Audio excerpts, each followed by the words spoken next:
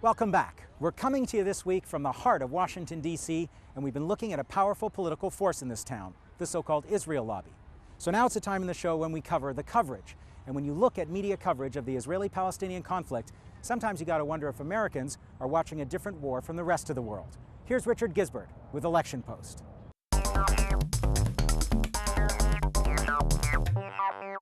The problem with the coverage of the Palestine-Israel issue in this election campaign is how little there is of it.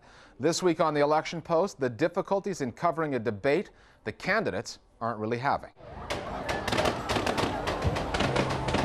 The Palestine-Israel issue seldom comes up in the campaign, but when it does, the three remaining candidates speak with one voice. It's actually the only issue that Democrats and Republicans can agree on. We will not allow Israel to be destroyed by the forces of terror in the form of Hamas. I have been a stalwart friend of Israel's. The Syrians apparently were putting together a nuclear facility, and the Israelis took it out. I strongly support that. It's a constant one-upsmanship vis-a-vis Clinton and Obama by McCain saying you can't get any more pro-Israeli than this. There's a conventional discourse that has been put forth as it pertains to Israel-Palestine, and there hasn't been a Democratic or Republican candidate in recent years that has gone outside of that territory. Fighting continues in and around Gaza, with far more Palestinians killed than Israelis. The Bush administration says it wants a peace deal by the end of the year. But in the 34 election debates and in countless speeches by the candidates, the Palestine-Israel issue has rarely been discussed.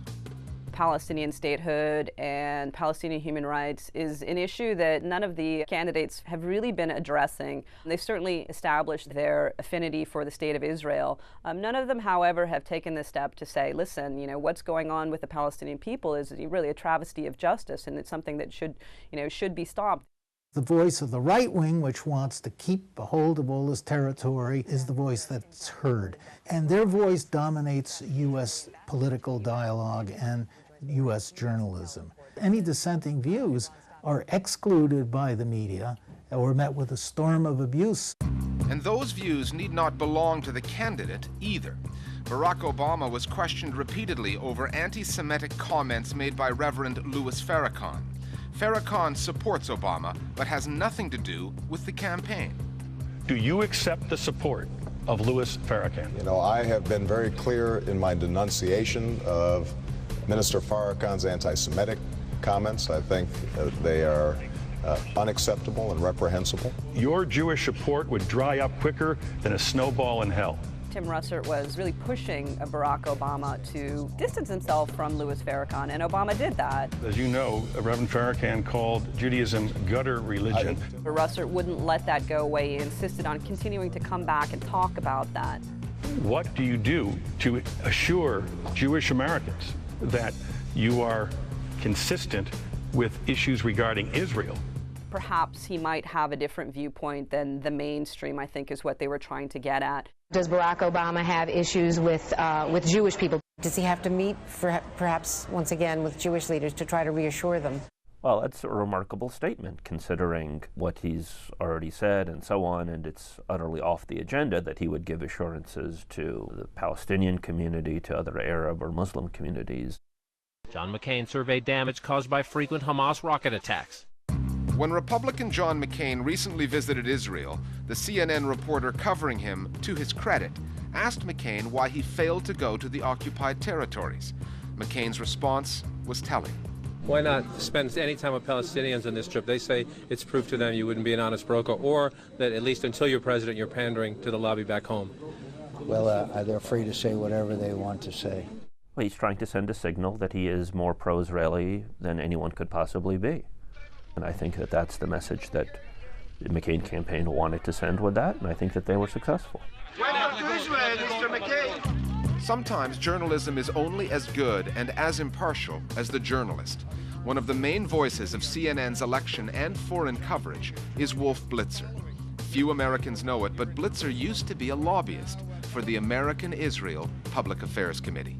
You can see a young Blitzer in action on YouTube from a debate in 1989. Israel has all of the justifications in the world to exist. And I don't even think it's appropriate to question the reason why Israel exists. Thank God that there is at least one Israel. Can a former lobbyist for Israel provide impartial, objective reporting for CNN? Would any American news channel ever hire a former Palestinian lobbyist to tell this story? The first question is open to debate. The second one really isn't. And we'll be back here again next week on The Election Post with more on the media and the U.S. elections.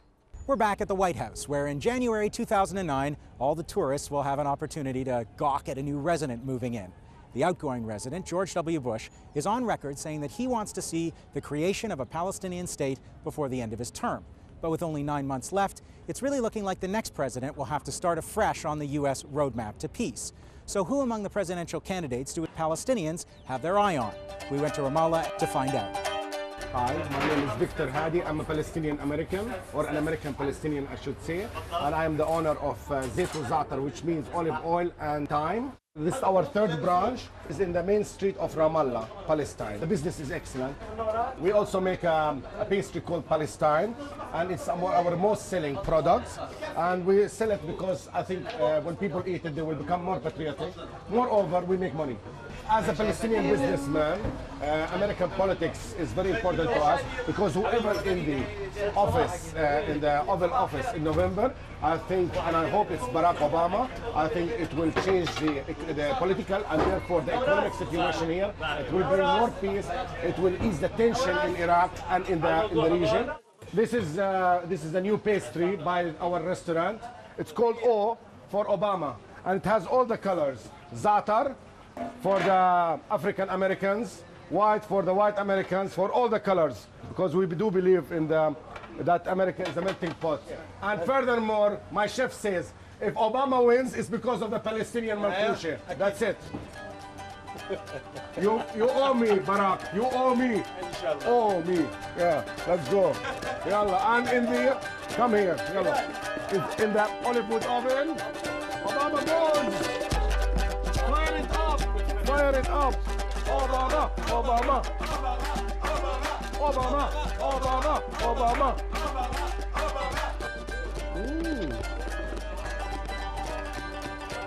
Excellent. Bon appetit.